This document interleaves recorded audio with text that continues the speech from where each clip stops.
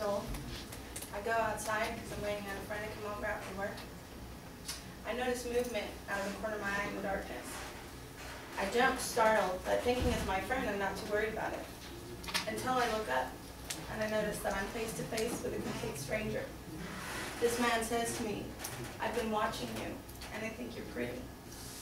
All I can think is he going to rape me, kill me, and how can I get out of this? When I finally find my voice, I tell him that if he doesn't leave now, I'm going to scream for my father who's in the house.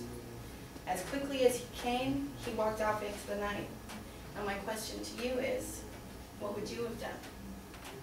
In an article titled "Stalking the Stalker," posted in the FBI Law Enforcement Bulletin in December 2002, Robert Wood and Nola Wood take a look at the first study ever done on stalking, and they found that while women are 2 times as likely to be physically assaulted as they are to be stalked, they're 3 times as likely to be stalked and sexually assaulted, which is good news for rape, but bad news for stalking. And in a lot of cases, stalking can lead to murder. Now, murder has many different aspects, and they're all equally important in understanding how to avoid dangerous situations and not become a victim. So first, we're going to look at different types of death. Next, we're going to look at collecting forensic evidence. And finally, we'll look at who's a victim. The most common types of murder, according to the FBI Crime in the U.S. report for 2008, show that the 2 most common types of murder are gunshot wounds, which account for more than half of the murders every year, and stabbings. Gunshot wounds can be extremely fatal because of the bullet's ability to bounce. It can bounce through other organs. Also, if it hits bone, the bone can act like shrapnel and go through organs that the bullet may have missed, which causes obviously rapid blood loss, and then you don't have much time. Stabbings are the same way. There's 12 areas in your body where you have main arteries, and all it takes is 1 nick to cause rapid blood loss. And if help doesn't get there soon, you're pretty much toast. Now, there's always reasons for murders. Some common reasons are crimes of passion, which are done in the midst of anger or jealousy. They're not generally premeditated crimes. There's serial murders. Now, serial murders, though the media hypes it up, are not very common. Actually, there's not very many reported serial murders. They call them serial murders because of the fact that they kill repeatedly. In a book titled "Son of Sam" by Marilyn Brasley, a biography of David Berkowitz, also known as Son of Sam, said that he went after the one group that he felt had rejected him the most, and that was women. Then, of course, there's the psychological killer. Psychological killers have a trigger, which may or may not be grounded in reality. These people are 1 enchilada short of a combination plate. They're not all there. This is a graph showing you exactly how many handguns murdered people throughout the last 4 years.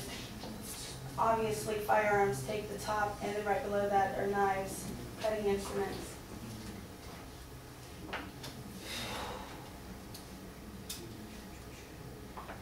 So, how do these killers get caught? Forensic studies play a major role in collecting evidence and examining crime scenes. But today, we're going to look at the crime scene and autopsy. French criminalist Edmond Locard said in his book, Trait de Criminalistique, that whatever he touches, wherever he goes, whatever he leaves, even unconsciously, will serve as a silent witness against him. That's the job of the forensic technician, to collect the evidence that's left behind. According to the book Criminal Investigations by Swanson, Chamberlain, Toronto, and Taylor, crime scene investigators will gather fingerprints, hairs and fibers, clothing, shoe prints, and they'll also document the scene using photo, videotape, crime scene sketching, and forensic mapping.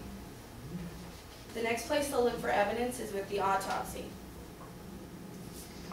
In a personal interview of Dr. Joseph Cohen in October 2008, he told me that the autopsy is the victim's chance to talk. First thing they're going to do is they're going to examine the outside of the body. They're going to look for defense wounds. Then they'll move on to collect hairs or fibers attached to the bodies that are not the victims. They'll also look for skin cells under the nails. And then they do the inside job, taking out each individual organ to look for damage and find out which one caused death quickest.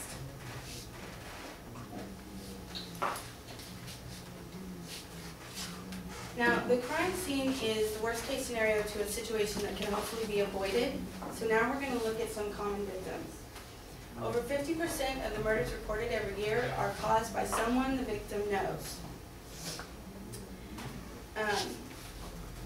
A biography done on Ted Bundy called The Only Living Witness by Stephen McCodd and Hugh Ainsworth said that Ted Bundy killed women who wore their hair long and parted in the middle, which is obviously a very big group of women.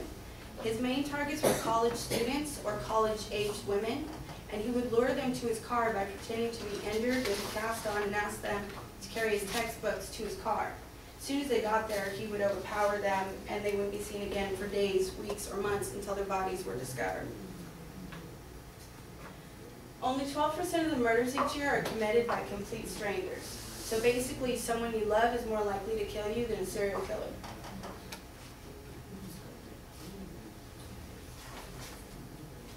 Then there's also the wrong place, wrong time scenario. Good example is Columbine, Virginia Tech. Now, those shooters didn't go after those people individually for something they had done. They weren't angry at those specific people. They were angry at what they stood for.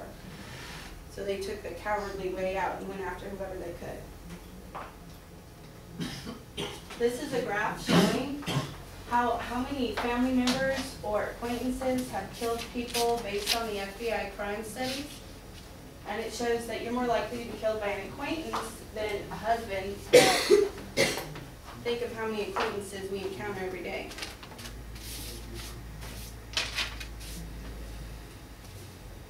Okay, I'm not telling you to be paranoid, but consider this. Mark Twain once said that all creatures kill. It seems to be inevitable. But of the whole list, humans are the only ones that kill for fun. Now that I've told you about some common types of death and collecting forensic evidence, and also who some victims are, I hope that you'll be more cautious in your everyday life. But if we learn anything from this, we learn that you shouldn't be so worried about the creepy guy next door. You should be worried about the person in your bed.